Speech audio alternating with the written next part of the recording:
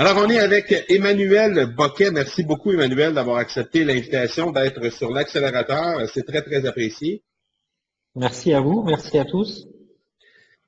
Emmanuel, je vous laisse quelques minutes pour vous présenter, pour nous présenter un peu votre parcours professionnel, ce que vous faites dans la vie et quel est votre parcours. Je vais faire vite. Moi, j'ai commencé il y a une vingtaine d'années en tant qu'ingénieur informatique dans le domaine du e-commerce. Et depuis 20 ans, j'ai évolué dans différents pays, sur différents projets, dans différentes entreprises, pour ce qui est e-commerce, e-business et plus généralement le digital. Donc j'ai travaillé pour des grands opérateurs de e-commerce, des gens dans le luxe, des gens dans l'alimentaire, des gens dans les médias, parfois chez l'opérateur lui-même, parfois en web agency ou SS2I. Et depuis quelques années, je m'occupe de la dimension plus business de ces activités. Donc c'est la direction d'entreprise, le management, la stratégie, on va dire la digitale, comme on dit depuis quelque temps.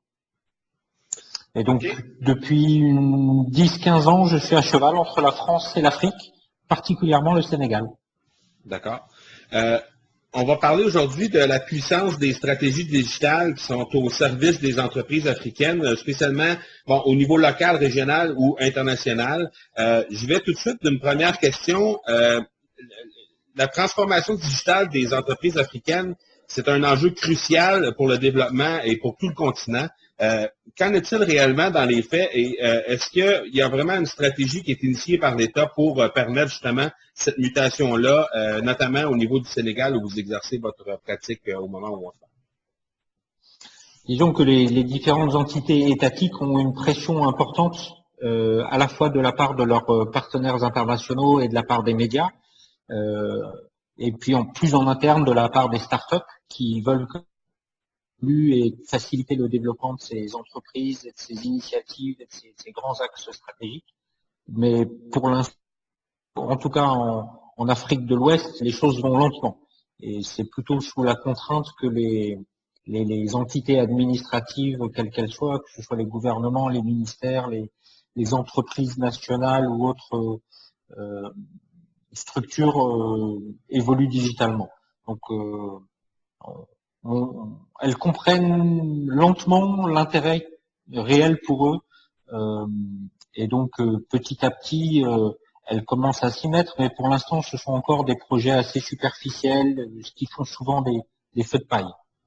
Emmanuel, comment jugez-vous la formation des compétences africaines quant à l'adoption des nouveaux usages en milieu professionnel? Et en deuxième question, toujours sur cette question-là, quels conseils donnez-vous pour retenir les talents en Afrique? Alors la formation est à des niveaux assez variables selon les pays. Au Sénégal, on est plutôt bien placé. On a un certain nombre d'écoles qui ont une réputation plutôt bonne. L'école, c'est l'écosystème des entreprises pour les aider à se connecter au monde réel. Donc on a des formations qui sont encore très théoriques et qui manquent considérablement de pratique. Et donc les jeunes diplômés ont souvent un fort décalage entre ce qu'ils ont appris et ce que le marché recherche. Mais on a aussi beaucoup de repatriés qui sont partis se former à l'étranger, en France en particulier, mais dans différents pays aussi, et qui, eux, rentrent bien formés et qui diffusent cette culture.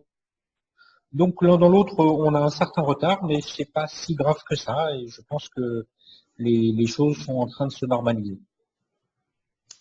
Après, comment garder ces jeunes diplômés, faire en sorte qu'ils restent sur le continent, il y a pas 36 solutions. Ils cherchent tous la même chose. Ils cherchent un bon travail qui soit à la fois rémunérateur et formateur.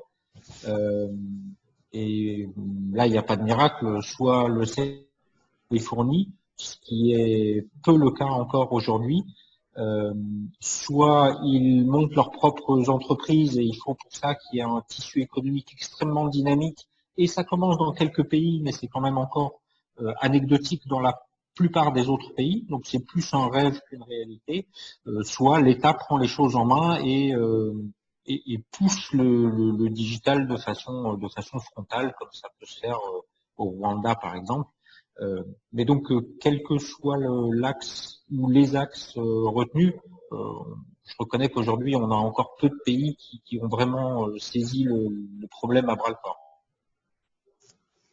Très bien. Sur toujours cette première partie de questions, la formation notamment des cadres qui sont déjà en entreprise, c'est-à-dire tout ce qui est formation continue, tout ce qui est adaptation par rapport à cette transformation digitale, de l'adaptation des compétences par rapport à cette transformation digitale. Toujours sur cette deuxième question, vous parliez des jeunes qui sont en train d'arriver en milieu professionnel, mais moi je parle surtout des gens qui sont déjà bien implantés, des salariés déjà et des cadres et des collaborateurs qui sont en entreprise, et avec cet avènement à la mode de transformation digitale, est-ce que les compétences aussi se transforment?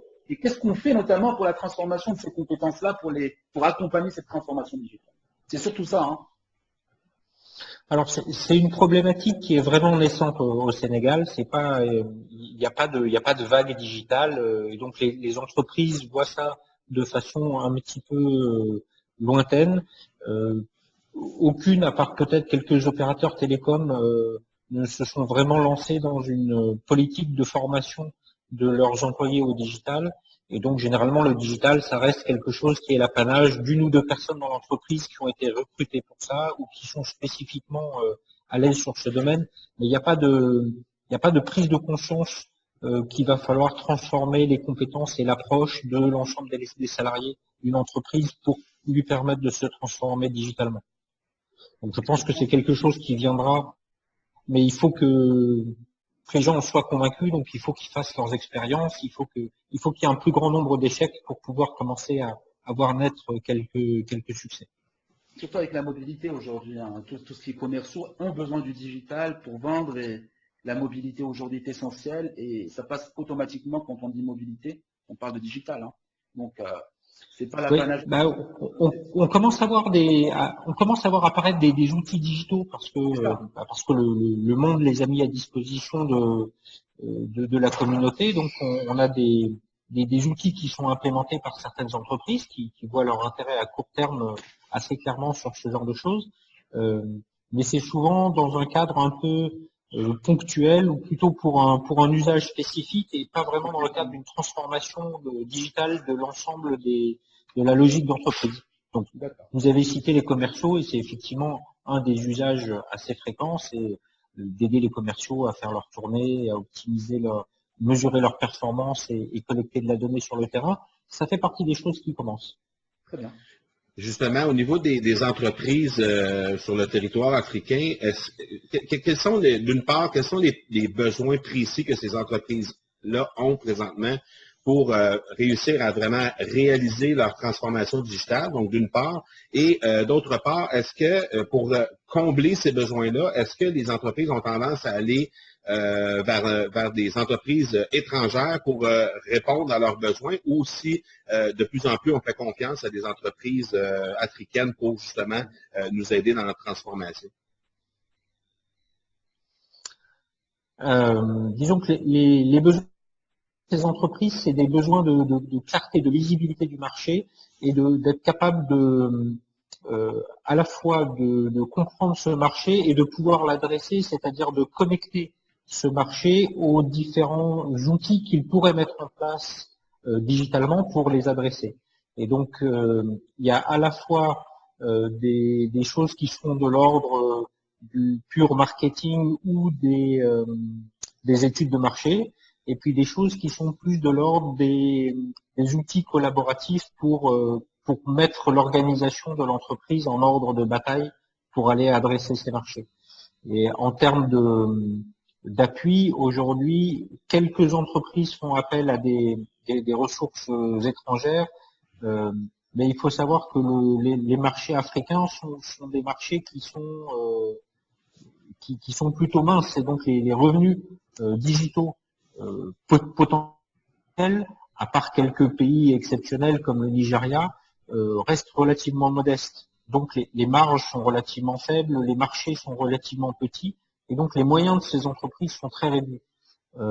Et donc c'est difficile de faire appel pour une entreprise sénégalaise qui du coup a des moyens que je qualifierais de sénégalais. C'est difficile de faire appel à des entreprises du continent américain ou européen parce que les tarifs de ces entreprises sont adaptés à leur marché et pas véritablement adaptés au marché africain. Donc parfois il y a certains outils qui sont passés à de telles échelles que leur coût devient éligible pour les entreprises africaines. Par exemple, la suite de Google pour les entreprises, c'est quelque chose qui commence à être relativement utilisé. Microsoft 365, c'est également quelque chose qui commence à être diffusé, mais ce sont plutôt des outils que du consulting, de l'appui, de la formation. D'accord. Est-ce que ce sont des outils pour lesquels vous formez les entreprises présentement, des outils que vous avez mentionnés?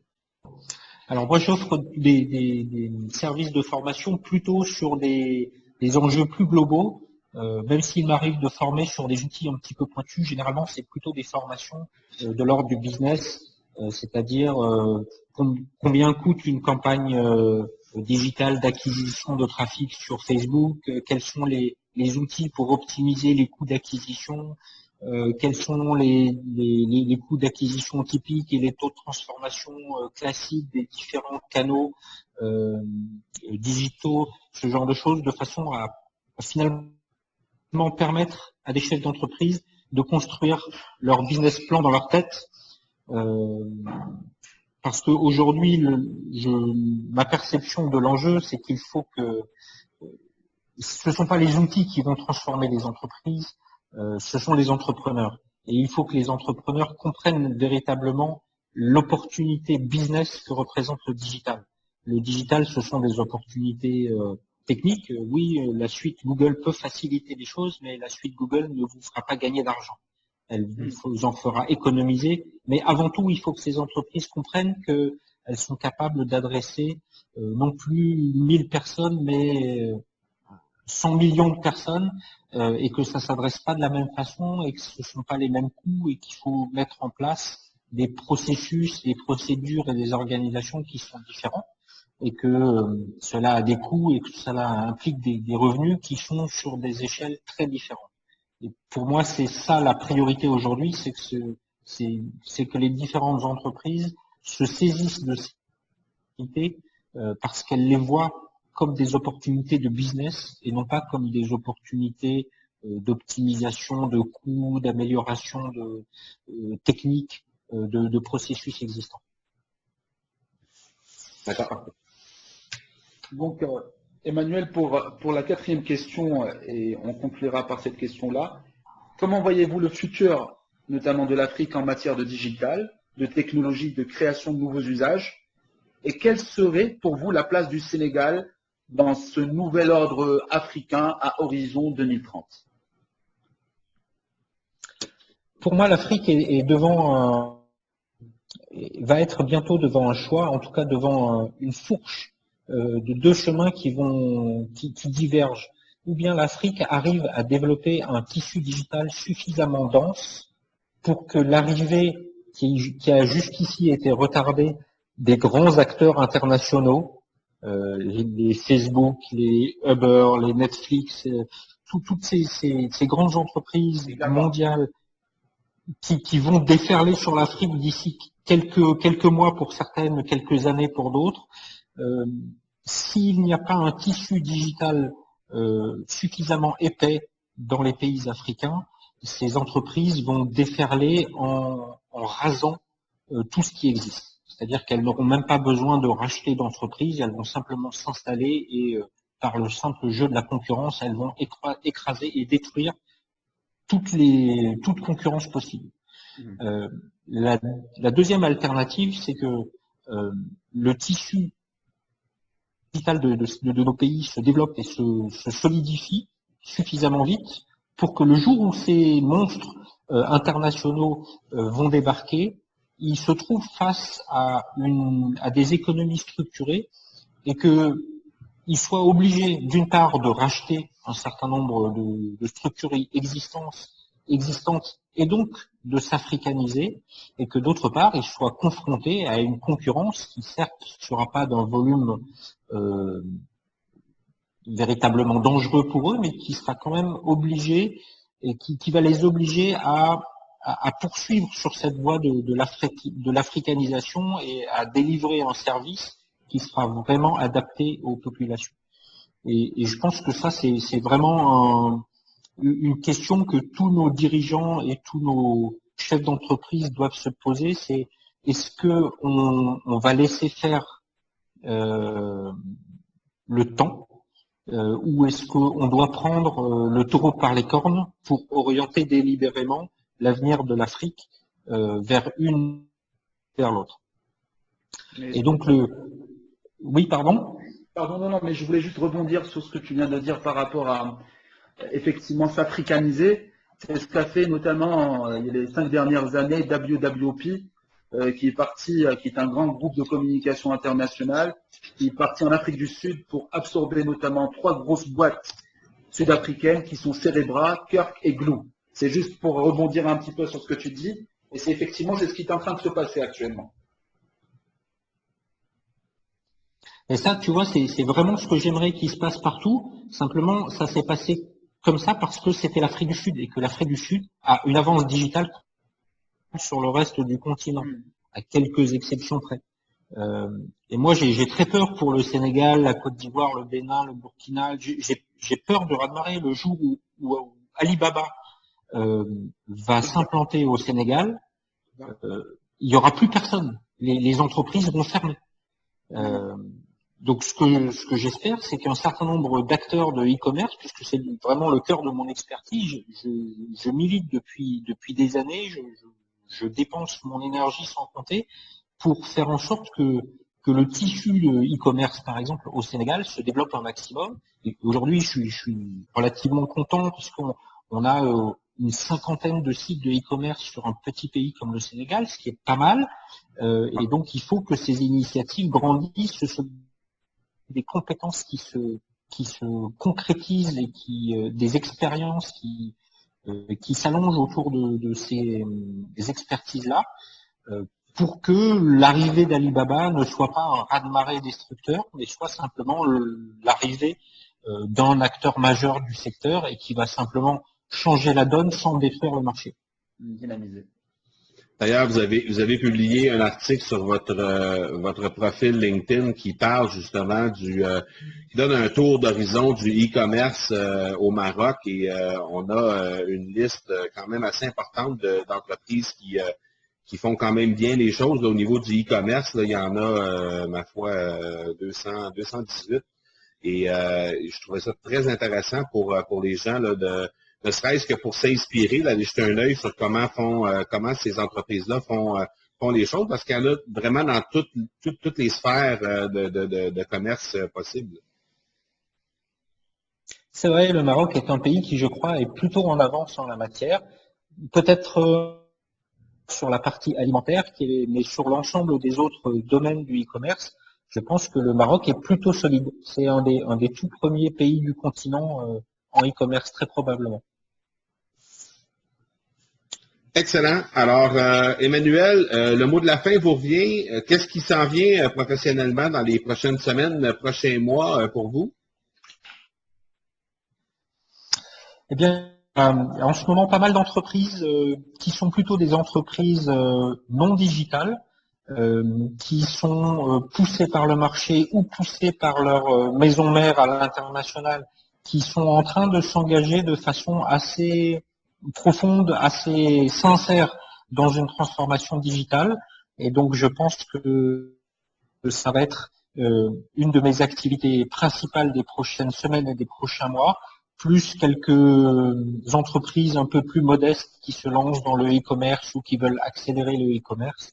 Donc, je vais probablement avoir des semaines un petit peu chargées.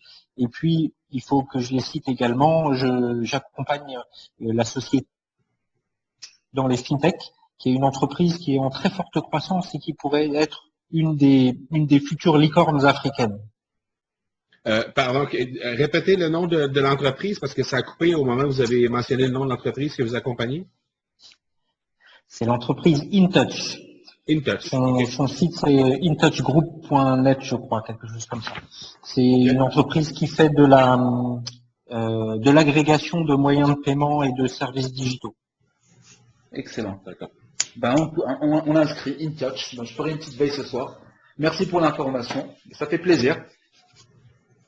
Merci énormément, Emmanuel, pour, premièrement, d'avoir accepté l'information, mais aussi pour votre générosité tout au long de cette entrevue. Merci à tous et merci à tous les auditeurs. À très bientôt en ligne.